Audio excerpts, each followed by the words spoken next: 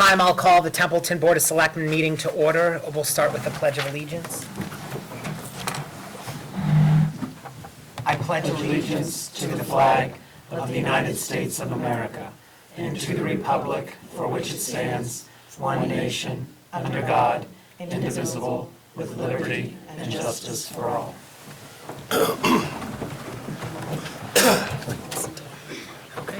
I want to begin by thanking everyone for coming. It's our inaugural meeting here in our new town hall meeting space. So again, thank you everyone for coming. And this meeting today is the culmination of a lot of work put in by a lot of town employees, volunteers, Mr. Merkel, and members of the Board of Selectmen. So thank you very much for coming out tonight.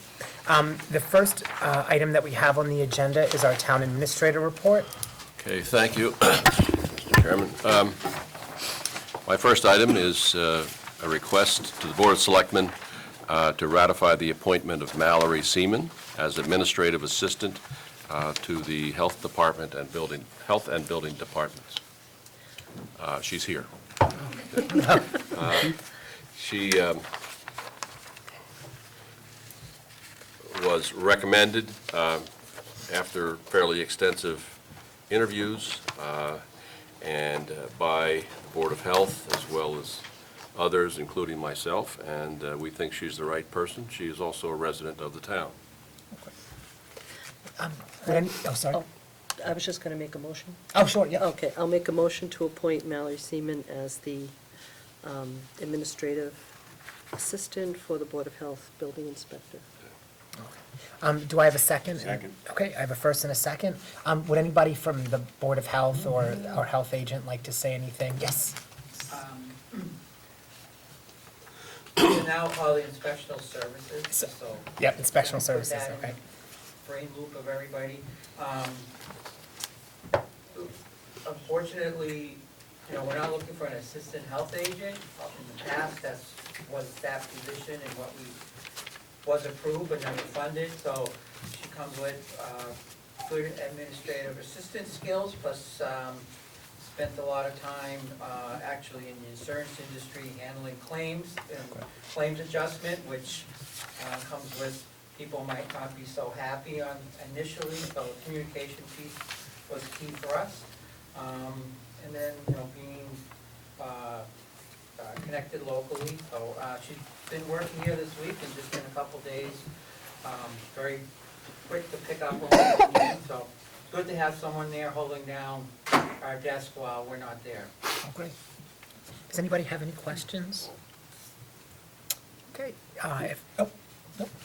If not, we can vote on the appointment. Julie? Yes. Doug? Yes. John? Yes. Diane? Yes. And I will vote yes, so thank you very much. Welcome aboard. What did I do with my own report? Okay. Second item, the school department has surplus a 1999 Chevrolet one-ton dump truck to the town. And I'm requesting that the town accept the donation and also to assign the vehicle to the highway department. You have a piece of paper in the packet that I gave you that gives you some details on that vehicle. Thank you.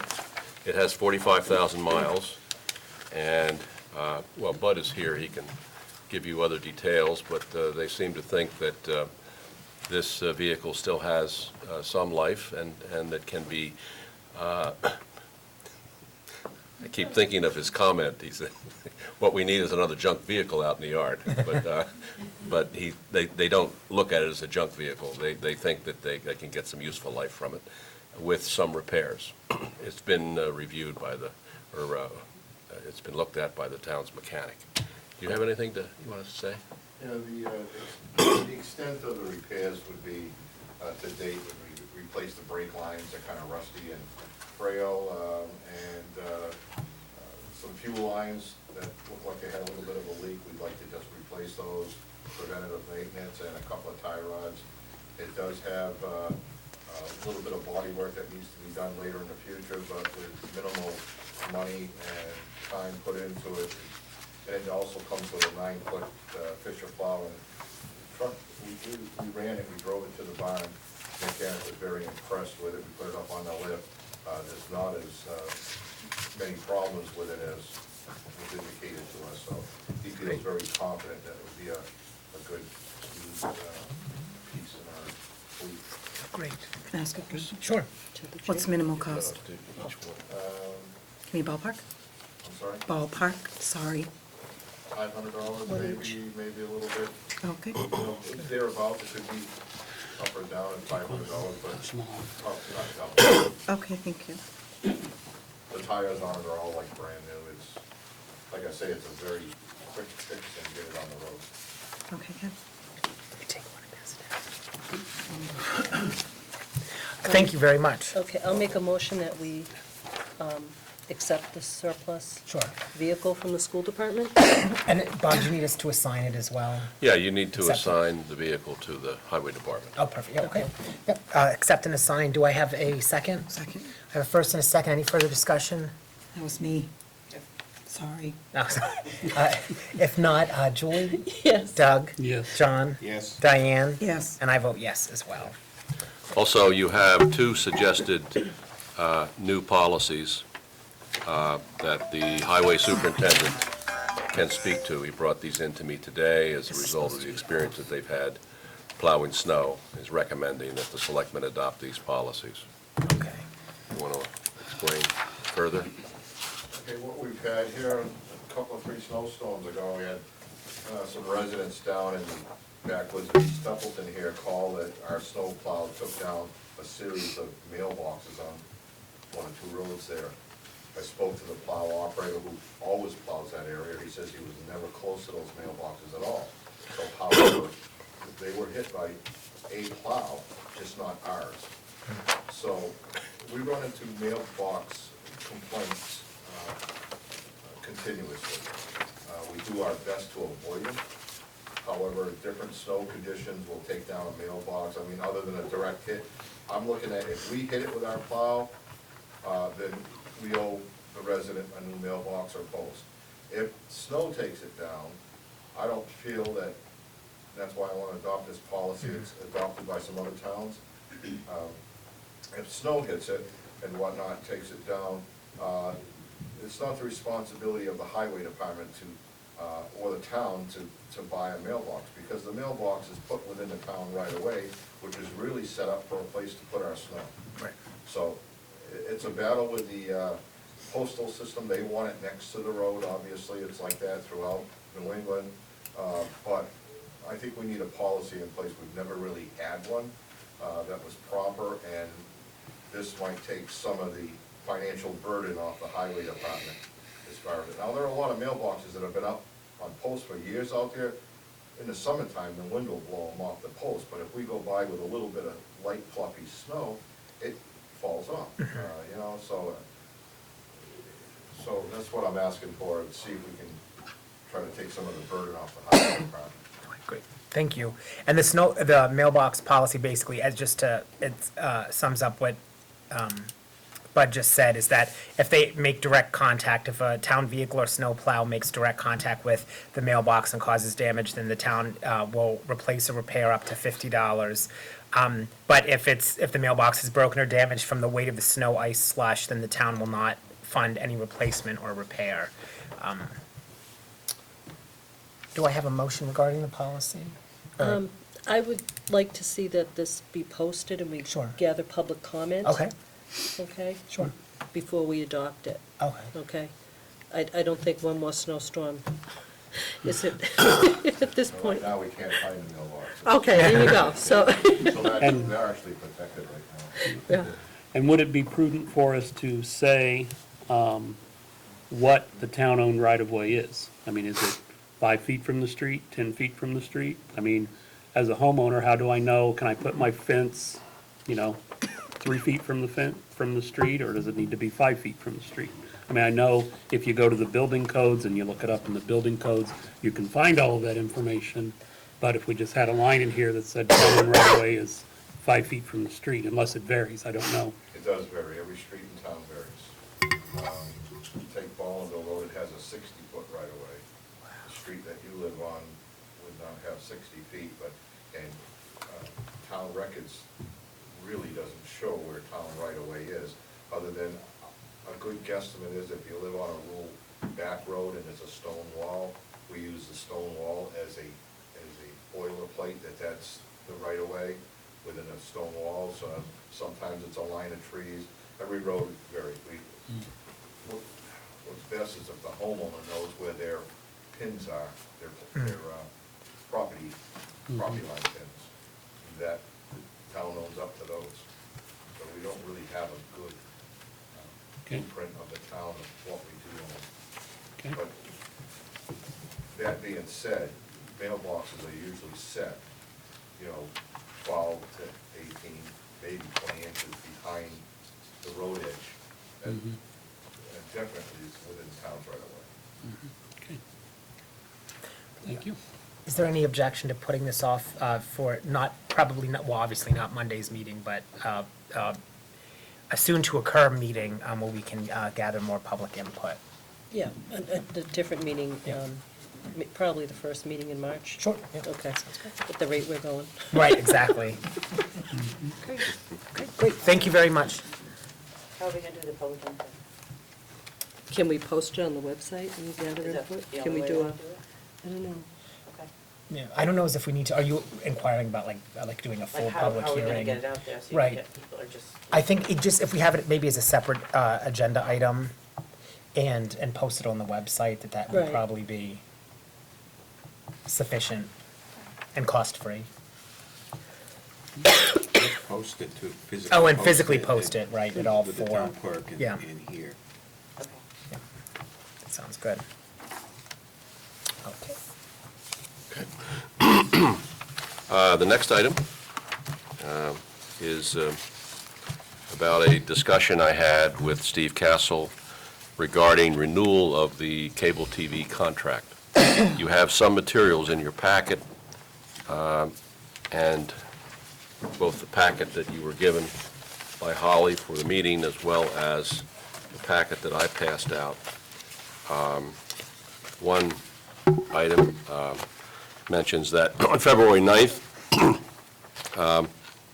there'll be a public hearing, and also the next page is a list of some items that Steve feels should go into a new contract. And I've looked these over, I agree completely. In fact, we made an addition of 3 PEG channels, as the town has 2 right now, and we are eligible to have a 3rd, and probably that would be dedicated to education. Well, PEG means public, education, and government channel. We've got a government channel, we've got a public channel. An education channel would be useful at the public schools for training for students, among other things. Also, I understand that they are able to tap into programming, educational programming that's being produced elsewhere by the local community college. And it's something that we can request in a new contract. Comcast is not always amenable to granting some of these requests that you see. And so the question comes down to whether or not we should have an attorney to negotiate the new contract, one with a lot of experience. I've seen it done both ways. The town would not have to fund the cost of the attorney. It would typically come from the cable revenues. But having seen it done both ways, and I've sat in on negotiations, I would recommend that we do use an attorney who is familiar with the positions that will be taken by the other side and who can look over our existing contract and improve it. And there's clearly a lot of things we can be doing with the cable system if we had a better contract with Comcast. Great.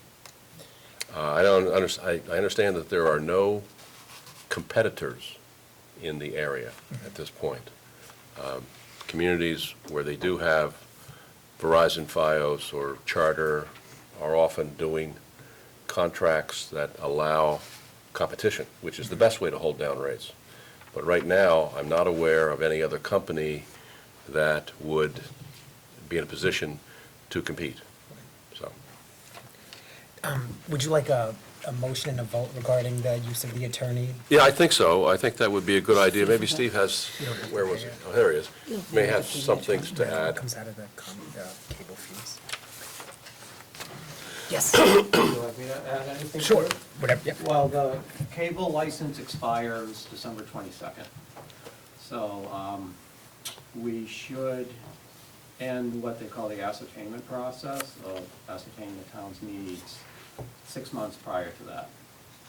I'd like to end it earlier than that, so we have some more time to negotiate. We can negotiate either informally or jump through a lot of hoops and do it formally.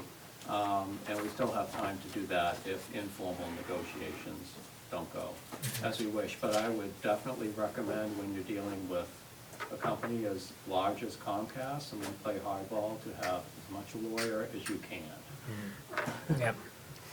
I would tend to agree, particularly if we don't have to take it out of the town's budget to do so. And we should just read some of the items here that we think can go into a new contract. The density requirement, in other words, this would require the company to extend the cable system once you reach the density requirement of 20 houses. And the drops to 150 feet. Senior discounts, 15% competition for special relief, eliminated. Technical upgrades to keep up with the times. A live feed system from the middle school auditorium. Equipment grants to the Narragansett Regional School District for computers, TVs, and audio. A fiber feed to the new town hall. Equipment grants for senior center and drops. And town bills consolidated, and also 3 PEG channels. So these are not items that the company will gladly or willingly concede. It is negotiation. We may not get them all, but it's good to have, and they have very sophisticated counsel on their side. And I think it makes sense for the town to have an experienced and sophisticated attorney representing us. Do I have a motion to use an attorney to negotiate our contract with Comcast? Is there a second? Second. A first and a second, any further discussion? Yes, John? I just want to say that if any of you have individually tried to deal with Comcast, I said that to Bob earlier. then I can't negotiate my own bill. Having an attorney is a no-brainer. Yeah, yeah, You have no idea what negotiations are coming. right. Okay, I have a first and a second, any further discussion? If not, Julie? Yes. Doug? Yes. John? Yes. Diane? Yes. And I will vote yes as well. I will pass along the program book from the annual meeting of the Massachusetts Municipal Association in January. Each year, they give out awards to communities that do something that's particularly innovative. This year, they gave an award to the town of Chatham for having set up a cloud-based, self-serve meeting system where, let's say, the chair can flip a switch and the cameras come on and record, the meetings can be recorded without having anyone else involved. You don't have to have someone here, like the young man back there, doing the recording. It's always best to have someone, but in some instances, there may be a board meeting when we don't have that capacity to have a person actually operating the cameras. This would enable the town or the board to record their meeting without having a person using the cameras. So we're going to look at that too, look into it, and see what they did and how they did it and what equipment they have. So. Just to add Sure. to that, we've had a company in this room to give us a quote on a robotic camera system that would operate out of that small room. can look into that as well. Great. And that's one of the benefits of not being in a rented space as well. One of the many benefits is that we have a little more leeway with how much digging into the walls we do and things like that, so. Would it come with some hearing pieces? Yes, we're still looking for something for you. Well, you might not have to soon, but thank you. Okay. Okay. It will probably come as no surprise to learn that the Highway Department is running low on funds for snow and ice operations. Massachusetts law provides that with a vote of the Board of Selectmen and the Advisory Board or Finance Committee, the town can overspend its budget. So I briefed the board earlier about this and would request a vote tonight to permit the Highway Department to expend funds that are not budgeted at this point, and that we will make an effort at the annual town meeting to cover the additional costs with transfers, or failing that, if we don't have any money available, we will do what we did this year, and that is cover it on the tax recap that we submit. The advisory board voted on Wednesday night to allow deficit spending. They did set a cap of 45,000, which means in a normal year, we'll probably have to go back to them again, but they took the position that they'd like to know if we're going to exceed that amount. A typical year would, well, the budget is 125,000. It's been that way for a number of years, and the town typically spends 175,000 plus. So there'll have to be another request, I would think, given the way this winter is playing out, to raise that cap. But undoubtedly, given the snow that we've had and what we can expect for the rest of the season, that we're going to exceed our budget. And so I'm asking you to vote to permit deficit spending. And would you like that with the $45,000 cap, or? No, because we'll be back. It'll be just an unnecessary. Okay. I mean, we're not Yep. going to spend money willy-nilly. Gotcha. It will only be used, it can only be used for snow and ice operations. So, Right. Do I have a motion to allow deficit spending for snow and ice operations? So moved. Do I have a second? Second. Okay, I have a first and a second. Any discussion? Yeah. How are we on the salt situation, Bob? Well, you remember the calculation that the salt that we normally use will consume $120,000 out of a $125,000 budget. I understand that the Highway Department did not go out and buy all the salt. They've just reordered, they reordered last week and got some. We've been reordering about every 3 days where the storms at. Ordering 100 ton at a time. Yeah. So, So far, we haven't had a problem with supply. They've been actually fairly good about filling our shed. Normally, we fill 3 sheds, but we've been only using 2. Cold temperatures have forced us to use 1 shed for mixing sand and salt together. Because the salt's so expensive, it went up 30%, as you learned earlier. We're mixing it in a boxed area so that we don't, so we can kind of not waste any. Yeah. Best that we can. Okay, so I have a first and a second. Any further discussion? If not, Julie? Yes. Doug? Yes. John? Yes. Diane? Yes. And I will vote yes as well.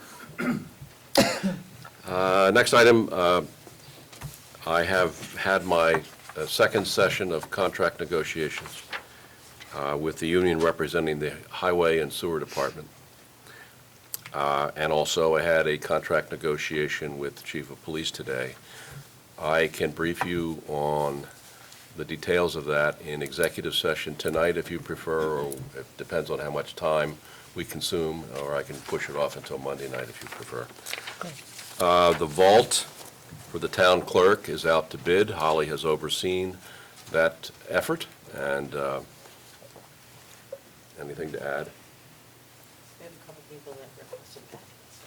Yeah, a couple of packets requested, so that project is moving along. I prepared the bid documents for rebidding our general insurance or liability insurance. Those will be sent out to bid in a few days. And we will probably post on the General Register because the cost is it's $200,000, and we're not required to do a posting for this, but we want to probably have as many competitors for our business as we can find. Yeah. So, also, I'm asking you tonight to launch the process for reviewing our health insurance. State statute requires a vote of the selectmen to basically launch a review of the town's health insurance program. What will happen when the process is launched, we have notified the bargaining units. The next steps would be to convene a series of meetings to take a look at what we have, to take a look at any alternatives that would provide the same benefit at a lower cost. Realistically, what communities have done and are continuing to do is that they take a look at the GIC, the Group Insurance Commission, which is the state system that many communities have switched to simply because it's rich in benefits, and the costs are relatively lower because it's a large system and they have bargaining power in the market with doctors and hospitals. And so I think what we'll end up doing, frankly, is just taking a look at that to see if that makes sense for the town. Oh, great. It's a long process. Do I have a motion to launch the review, the formal review of health insurance? So moved. Do I have a second? Second. I have a first and a second. Any further discussion? If not, Julie? Yes. Doug? I'll abstain. John? Yes. Diane? Yes. And I will vote yes. Okay, lastly, asking for a revision to the inclement weather policy that was established.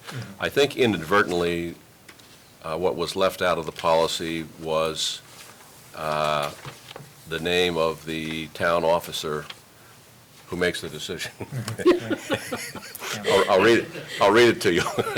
The Select Board has voted that the town inclement and severe weather closings apply during declared state of emergencies.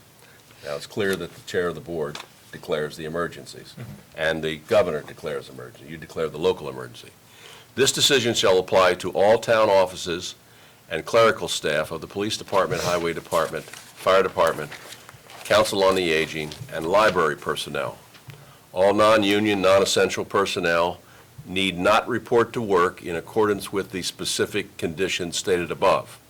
Any non-essential personnel already at work may go home as safety permits. In each case, said employees will be compensated by the town. Every effort must be made to ensure essential town business is completed as necessary. Departments should work to anticipate potential closings and to provide alternatives to ensure scheduled tasks are completed on time. If a state of emergency is declared, after conferring with the town's MEMA director, non-union, non-essential employees will not be required to report to work and will be paid for the day by the town.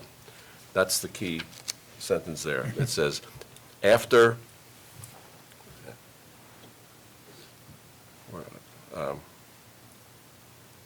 it says, if a state of emergency is declared, after conferring with the town's MEMA director. Oh, right. Who does that? And then, so I think you need to fill it in, whether you want to make it the chair of the board or your town administrator, or that's really what we need, to designate a person who makes that decision after conferring with the appropriate people.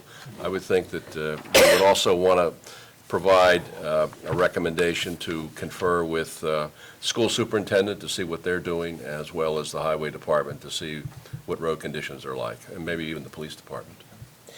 I know I personally would think that maybe the town administrator would be in a better position, just in case whoever the chair of the board is happens to be on vacation or out of town or something, asleep, I don't know, that it might be better to have the town administrator make that call. I don't know if anyone else has differing opinions or, yes? You don't have the sewer department, Yeah, I don't know who, Right, you're right. yep. And Yes. I think that where the town administrator is responsible for the day-to-day operation, that he should be the one to make the call. Yeah. No, yeah, I agree. Yes. I might suggest a language change from MEMA director to emergency management director. Okay. That's right, because MEMA is the state office, yes. So we need a few other adjustments here. Yep. So, so we're adding or if a motion is so made to add the sewer department under the purview I would think so. of this. Yes. And then to change the MEMA director to emergency management director. Yes. And then to, again, if a motion is so made, to add that after the town administrator, after conferring with the town's emergency management director, that's what I hear at this point. Yes, Right. Ms. Young. Yeah, I think emergency management director, certainly highway department for road conditions, chief of police, Yeah. and school superintendent to see what the schools are going to be doing. Yes. I just wanted to make the point, does it have to be a state of emergency? Because this past Monday was horrible. I know I stayed home. Mhm. So, does it have to be state of emergency, or can the town administrator make that decision when the weather is just really bad? Right, and I think Those too, offices? yeah, and no, I do agree that the reason that we used the state of emergency language previously was because where we just, no, I don't want to say we just, but because we had a town coordinator who did not have as much authority as the current town administrator does, and because the Board of Selectmen is not allowed to confer outside of a posted meeting, with 48 hours' notice, that by making it a state of emergency, it kind of made a set black and white decision as to that. I would be amenable to removing the declared state of emergency as part of it, because I mean, in the last, I don't know how many local state of emergencies we've had. I don't know if we had any last year, and just one this year. I don't know if that, obviously we can have 15, 18 inches of snow and it's not a state of emergency if it's not blizzard-type conditions. So I think that it would still be appropriate to allow employees to stay home. I don't know if anyone has a, I think the importance of the state of emergency declaration locally is that it's done in conjunction with the governor's declaration. And when the governor declares a state of emergency, if you are required to declare a local state of emergency if you're looking for state reimbursement. which we And always then, are. from the time that the chair of the board declares a local emergency, the highway department will start tracking expenditures. And then, usually, there's some kind of state reimbursement that comes. Yes, sir. Can't you just add that language, keep that language in there as far as that is concerned, but then add, depending on the weather, how bad the snow is, still the town administrator should make the call. Like today, 2 hours away, then there was no school, and the weather condition was pretty poor this morning.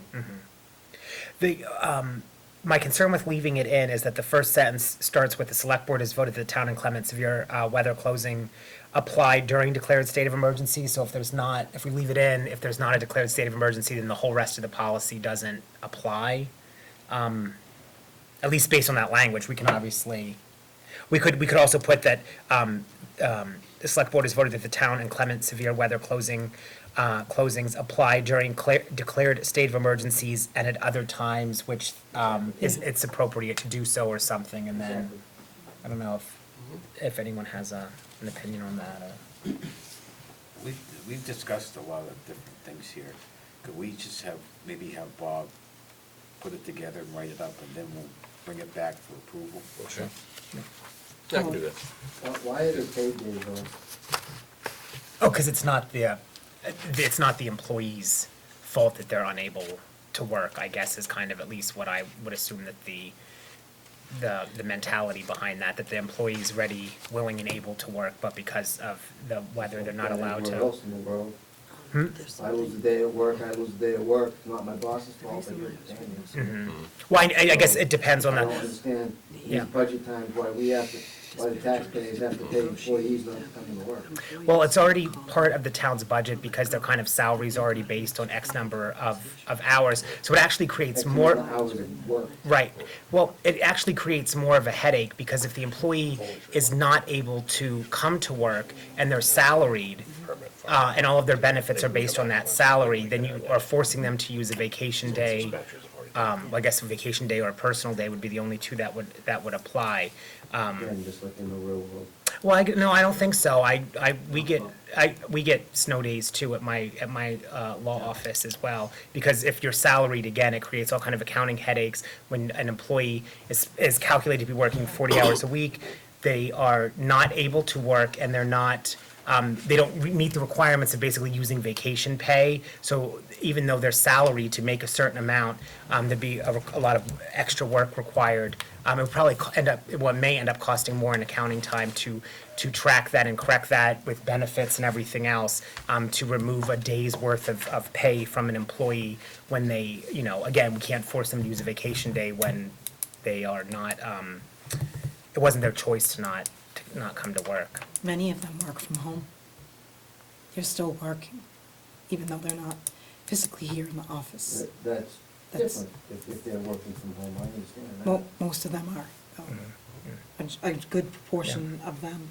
We get emails from Holly, we get emails from Kate, we get emails from John, so Even on Fridays when it's not a weather issue, we're we just still still get emails, closed, yeah, they're still working. Yeah, and I think too that this is kind of one of those things where, because we pay our employees less than other towns of even similar size do, that by providing this, it's kind of a benefit that's already calculated into the budget that we can give to our employees to make them feel appreciated without actually having to, as opposed to, since they've taken zeros for raises, many unions for 3 years, at least we can give them, the 2 or 3 times a year that there's, it's not safe to come to work, we can compensate them for that, but, Oh, is there, yep. can I- Yeah, can sure. we- Didn't we make a change, like, last year? The 2011 doesn't seem right. Oh, because, and then there's a different date down here too. Well, that's, Yeah. It's the last paragraph, I think, I don't know. was I what was can't- added is on that last when- year. Oh, Yeah. that was, Yeah, So- this is recent. It's just confusing. yeah, Just some of it's recent, the little bottom Yeah, paragraph, I Okay. think. yeah. That it we would should be just at your discretion. reword it. To stay, when it's Yeah. put in writing. We should just Yeah. reword the whole thing. and Yeah, reword, leave make the it much more. Dates off, except for like maybe a current date as to when we're doing something. Yeah, I think it needs cleaning up. Yeah, Yeah. I don't want to see this again. yeah, I know. Hopefully we'll be done with it at this, yeah. Yeah, I'll try and put something together for the next meeting. Great. If we do have What about Monday? snow on Monday, should we have Might at as well least just ask. an interim Can we just ask Bob to decision make on that who, decision? Yeah. who Please. will? Can we just have you make that decision? Yeah, Yeah, okay. is that, do we have a motion to allow Bob to make the decision should there be an inclement weather situation? Okay, I have a first, second. Okay, first and a second, any discussion? Julie? Yes. Doug? Yes. John? Yes. Diane? Yes. And I will vote yes. Can I just? Yes. Oh, sure. It is good to have something, in place and to, I'm sure that we will find more of these policies that really are not in line with kind of the new position of town administrator, but as time goes along, we'll Clean them up. clean them up, yeah, slowly but surely. Okay, That concludes my report. okay, great. So on to the second agenda item for the evening. We have minutes for one day, Monday, January 12th. Yeah, you haven't seen these yet, so I don't know if you want to put this to the next meeting. I just finished them. so. Yeah. I slid them in there and I said, I didn't have a chance to read them, so if you want to wait till the next meeting, that's fine. It only takes like 2 minutes to read. Yeah, luckily it's a short, It's a short I one. didn't Just see one page. anything that was odd yeah. personally. Do I have a motion regarding the approval of minutes from January 12th, 2015? So moved. Second? Second. First and second, any discussion? If not, Julie? Yes. Doug? I'll abstain. John? Yes. Diane? Yes. And I will vote yes. Okay. The next item we have is appointments. Did we already cover that appointment? Yes. That, Well, wait a was there an minute. additional? One Think more. One more, okay. The cemetery commission. No, library trustee? Member trustee, sorry. Oh, library trustee, Is that this? yeah. Okay. It's a dead issue. So we have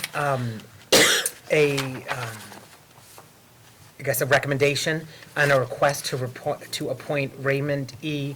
Vutila to the position of library trustee. Do I have a motion regarding that appointment? Or if anybody wants to say anything regarding that? So moved. Second? Second. First and a second. Any discussion? Yes. This is an appointed position, am I correct? Library trustee, yeah. Yep. Yeah. So now, is he being appointed to fill an unexpired term? I'm not sure, because it's to replace George Pushy, who has been, I think he's the oldest serving library George's been a trustee trustee for 100 Yeah. years. in Massachusetts. He's out somewhere else. He's in Maine. Oh, Yeah. And so he's not able to serve. And I did talk to Jackie, and she said she wanted, that he's been a long time helper and always involved, and she wanted him appointed. do we know how long the term is? Or should we just say? It's just till June 30th. Oh, just till June And then it'll be 30th. reappointed. Gotcha. Okay. Do I have a motion? So moved, Okay. Second. Any discussion? If not, Julie?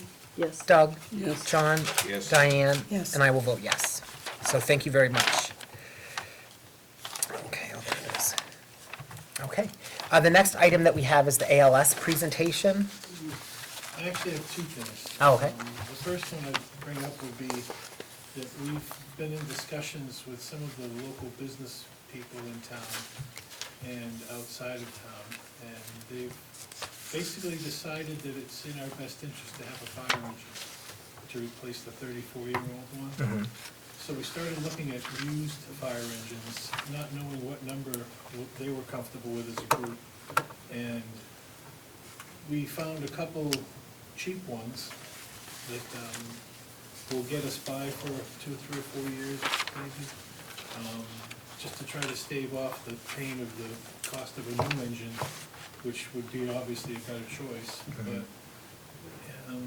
they came back to us and said that they've now raised over $55,000, and we had a couple of target economical decisions, and the first one was a $55,000 cap, the second was a $75,000, and they said that they were gonna try to get to the $75,000, but they've got 55 plus right now committed, subject to your approval of the purchase of a fire engine for us from them. It would be at no cost to the taxpayer, no cost to the town. And there's a couple of questions that come into it. One of them has to do with the tax benefits for them.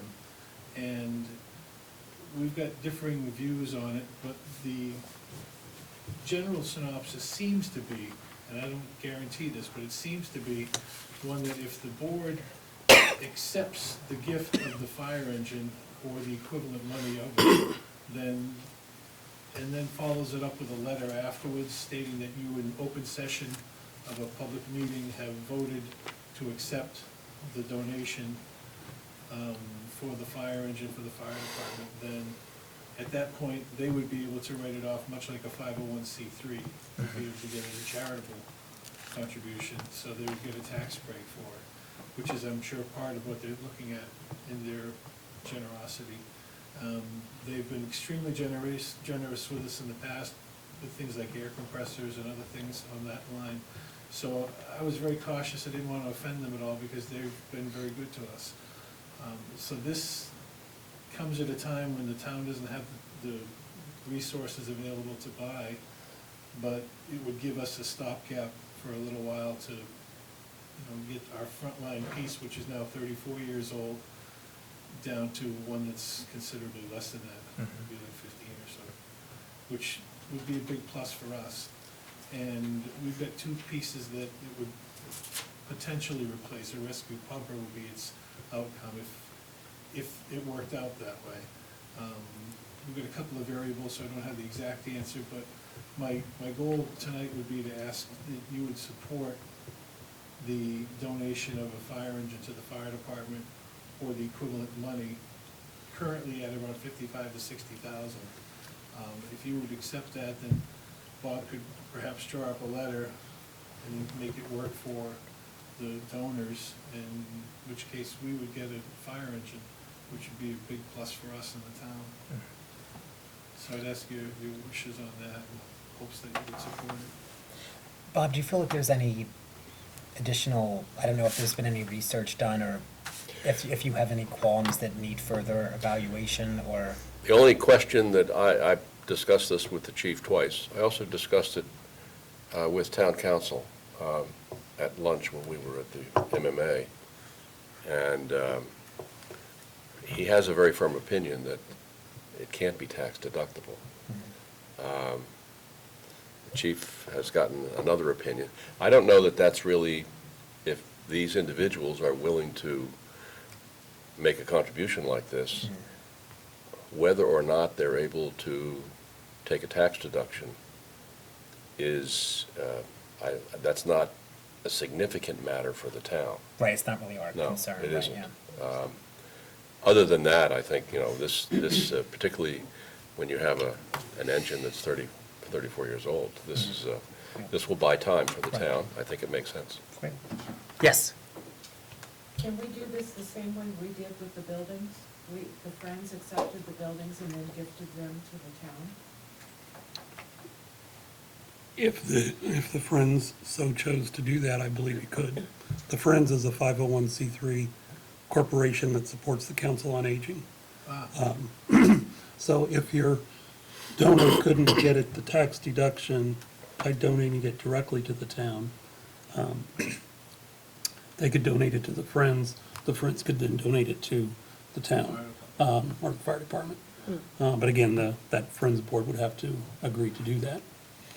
The other option that was mentioned casually afterwards was that he, the main donor, had created a trust account that's currently on the books with the town. I found this out just the other day on the phone with him.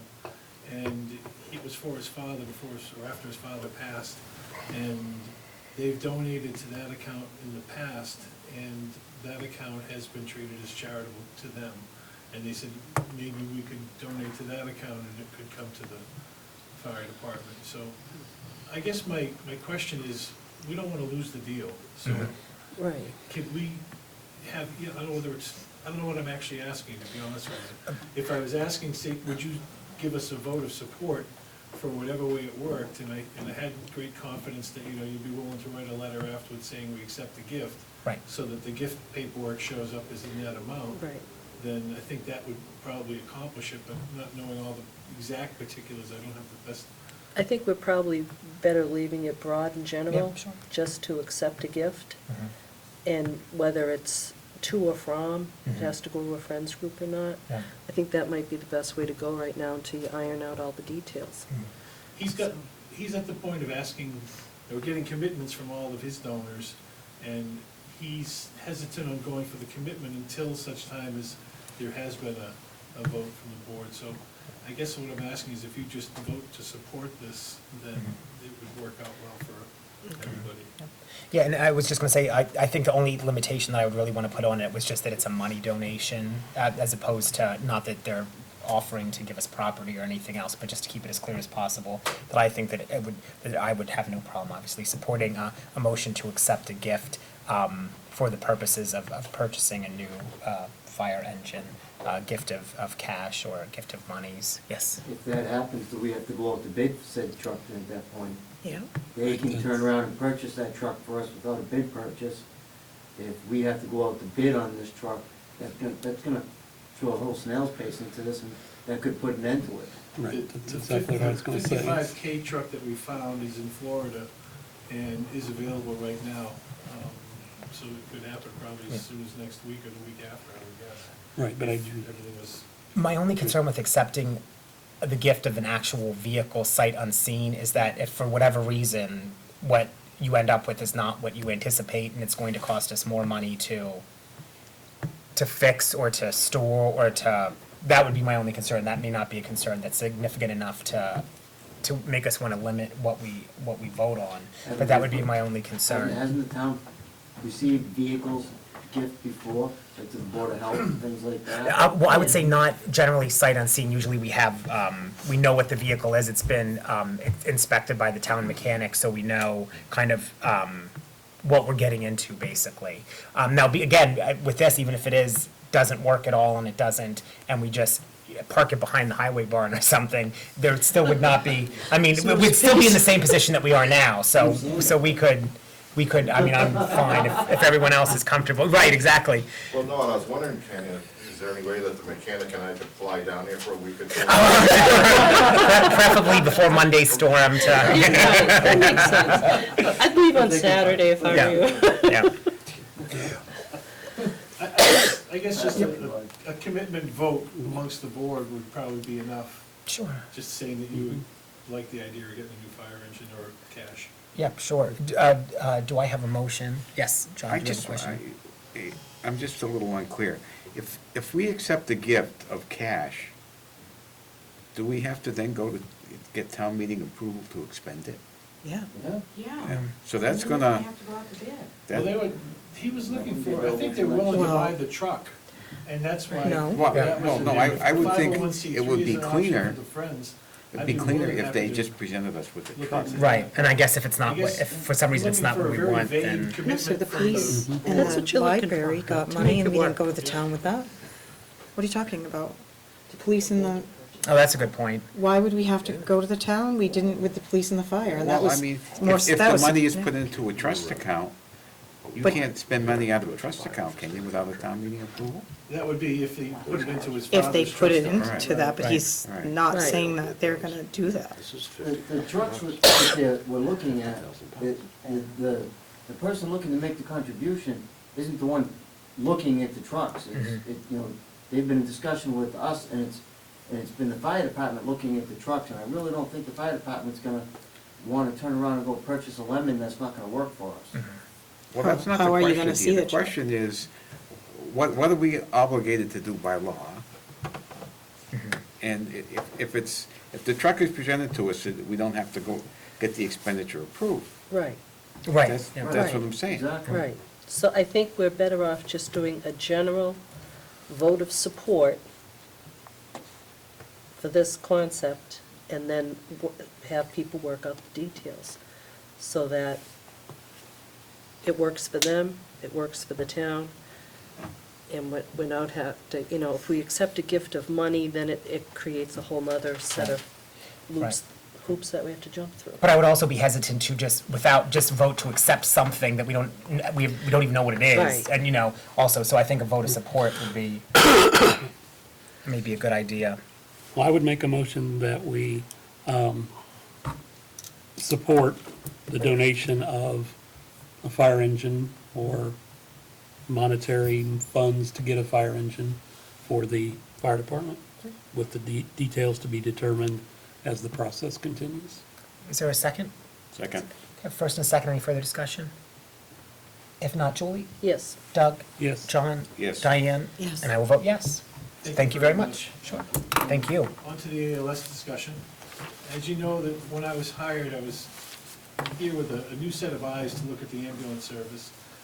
And I feel that we've been doing that as a team, and we've made some great strides. The ultimate goal of going to ALS was amongst the offing, or what we were looking to do right from the very start, but I wasn't willing to go there before we were ready to go there. And in discussions with the past coordinator and some of the members, became clear that that was going to be addressed, and it wasn't as critical that we get there in 3 months or 6 months or 4 years. It was just important that we did it the right way. And I feel that we've done that. This is kind of an overview of the process that we've been following, and in amidst everything else that's been going on with the fire department. So I'll just start in with a presentation if that's acceptable. Okay. So the road to advanced life support. We first had to take a look at the service that we had, and we found a couple of flaws right away. There was no QAQI policy in place. QAQI or CQI for continuous quality improvement is basically a means of looking at the ambulance service as it is. and asking very critical questions about the staffing, about the provision of services, and how well it measures up against everyone else's service that does a similar job. And so we put a new QI process in place, and that took more than just saying we have a new policy in place. That meant that we had to write a policy, we had to come up with how we were gonna enforce the policy. And having gotten through that, we started looking at the finances. The financing on it, there was about $101,000 in what we call the coastal report that dated back to 2006. The coastal report is a measure of what we bring in and what we get to keep out of it. The obvious one is if we take a bill of $500 ambulance ride and we get $300 from insurance, then there's $200 still on the coastal report. That was never really addressed, and that works against the town as it accumulates a receivable that you're never gonna get. So we took a look at that with some hard looks and decided to write that $101,000 off. The other option would be to go after collections for that old money, and it wasn't the will of the town at that point to do that. So what we did is we put some policy in place for dealing with the management control policies, so it didn't happen all over again. Some of the financial tools that we looked at, we had to do something to fix that collection process. So in Coastal's work for us, the billing company, third-party billing, they send out 6 bills over the course of about 6 months. And at the end of the 6 months, or 6 billing periods, they bring it back in for review. And if it's deemed at that point to be uncollectible, not if it's a car accident that may go 2 or 3 years or some other reason to keep it, if it's uncollectible, they wanted to farm it out. And we then got in contact with First Financial Resources Incorporated. It's a company down towards Boston that does old collections. I've used them in the past in another town, and we set up a contract with them. The town didn't want to spend any money to accomplish this at the time, so we were able to negotiate with them for about a third. If they get a third of what's old and stuff that we were never gonna see again anyway, then they get a third for the collections. And by taking it off the coastal report, it doesn't hurt the town because it doesn't show up as a receivable. And then if we get money, it still comes in as 100% taxation, or taxable rather. So it works out good for everybody. So we hired First Financial, and we've been using them pretty well. Coupled with that, we looked at the rates, and the rates on the ambulance dated back to 2007 when they had their last adjustment. And we started looking seriously at how could we get on par with everyone else. And basically, most people look at Medicare plus 200% or 300% or 100%. And we analyzed the rates, and we felt that the best thing would be to do at that point would be to go to Medicare plus 100%. We brought that before the board, and the board had approved of that increase. It wasn't a big increase, it was a small rate increase. And so then we moved on to staffing. Looking at the staffing, how are we doing for the calls that we're doing now? And in 2012, we'd given $80,000 to an outside vendor for ALS ambulance service, and that didn't include the calls that they did all by themselves, where they did the BLS and ALS portion of it. That only represented the services, the money we spent out for ALS services where we provided the BLS component. And so I imagine that number was probably well over 100,000 in real terms, but we don't have any data from the outside vendor. So we looked at the calls that we were doing and the staff, and we had a whole bunch of dedicated people that were really trying to do a really unmanageable workload. We're 8,000 residents, generating 1,000 calls a year for service, and over about 38 square miles, and that's a lot. That's a lot for a bunch of call volunteers. So we looked very seriously at staffing, and we came back to the town and said, we really need staffing, and we still need. They voted for staffing the year before that. They voted for 4 full-time staff members, and then they didn't fund it when it came for funding. So we had the double whammy of still needing the members, but not having anybody available to do it. And those people who were doing it just kind of gave up. Some of them gave up and went out and got full-time jobs doing it elsewhere, which was challenging. So my first goal at that point was to go for 2. We need 4, yep, we need 4, but we're gonna go for 2, because maybe we can afford 2. So we went for 2 full-time equivalents, not full-time people, but full-time equivalents, so that we can move the hours around and do different things with them. And the town voted for and provided us with 2 full-time equivalents, which we put 1 full-time guy on 50 hours during the week, straight time, and then we put 2 9-hour positions on Saturday and Sunday, so that 7 days a week we were covering daytime calls. And that brought our call volume up dramatically to the point where we were handling a lot of calls that we weren't handling before.